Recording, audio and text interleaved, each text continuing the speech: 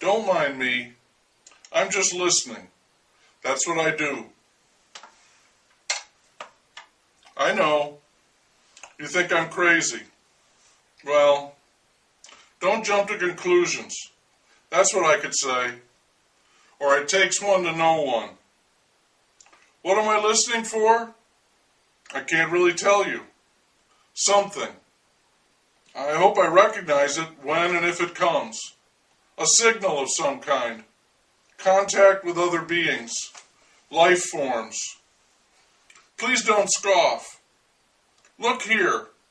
Our country spends trillions on those enormous radio telescopes and satellites and rockets and shuttles, space stations and those probes they send out into the vastness of the universe with messages in them that say, "Greetings from Earth. Having a good time. Wish you were here." And they have music by Beethoven and Chuck Berry. And no one scoffs at them. They're scientists.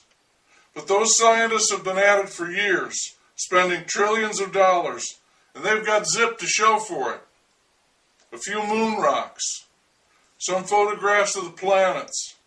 Greetings from Mars. Having a good time. Wish you were here. I realized one day that they need help. Someone else should be listening. Full time. Complete commitment. The other day a man saw me and he shouted, "You should be committed!" And I yelled back, "Believe me, I am!" I'm completely committed. 110%. That's what the athletes like to say. You know, above and beyond. That's me. That's what it takes. Complete commitment. A kind of devotion, if I may say so. Why me? Someone had to do it. How about you? No? It's important work. It's got to be done. Consider it statistically. The universe is vast, possibly infinite. So what are the chances that we are the only life forms? Statistically, there almost has to be something else, living somewhere in that infinity. So, any volunteers? No. See, I didn't think so. Everyone's too busy. And there's a certain, I don't know, if stigma is too strong a word, attached to being thought of as crazy. It isn't something you want to put on your resume. It won't help you obtain loans at the bank. And a little money would make the job easier. I applied for a grant, not much, just $400. And then I could have gone to Radio Shack and bought some decent equipment. Of course they turned me down. $400. They thought I was nuts. I should have asked for $1 billion. Then they might have taken me seriously. $1 billion. He might be onto something. But I couldn't raise any money. So I rigged up my own listening device. These are tuna cans. This is an old lamp cord, an antenna, some aluminum foil. Hey, it's all recycled stuff. And I use it to listen. Listeners are patient. I had to work on that, to teach myself to be patient. It's not easy, especially in our society. Listening is not something we value these days. All the shows on radio and TV are talk shows. People are paid to talk, not listen.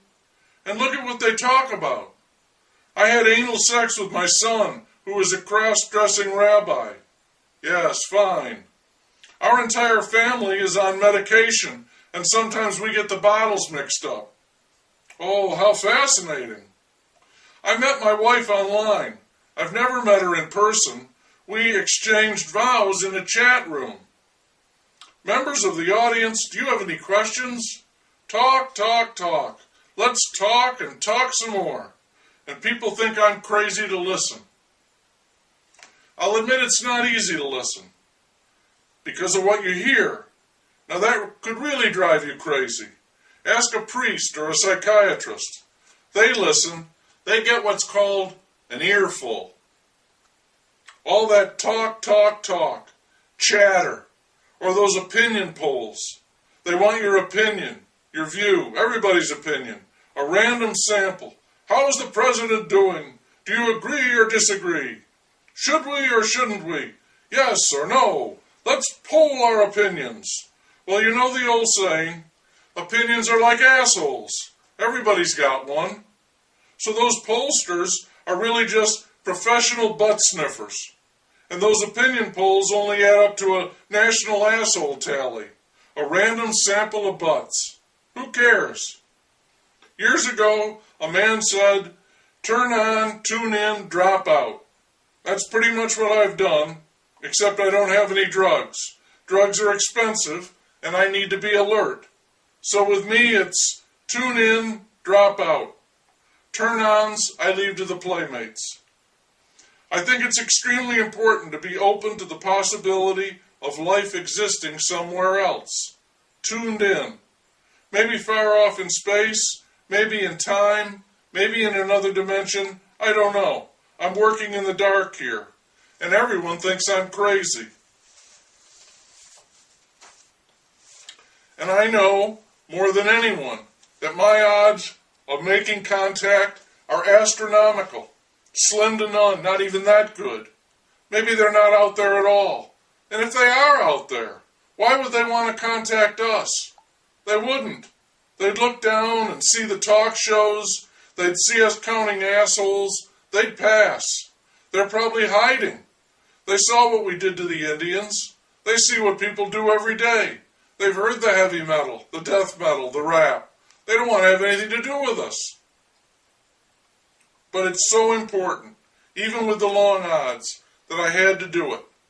It called for sacrifice, dropping out. I had to give up my job, and it's killing any chance I had with the chicks. I know I'm a laughingstock. It can't be helped. Everything has its price. Think of the payoff if I did make contact. I know. But what if I did? What if I did? Nothing would ever be the same again. For all of humanity, for all time. Look at Moses. Moses is somebody people seem to respect.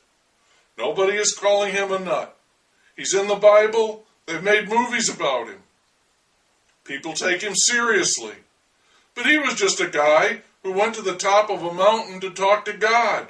You tell people that today, and they'd say you weren't right in the head. I don't care if your name is Moses. They'd call you Crazy Moses. You'd be selling carpet on TV. Crazy Moses Carpet Barn. Or they'd put you in a rubber room. Burning bush. Right.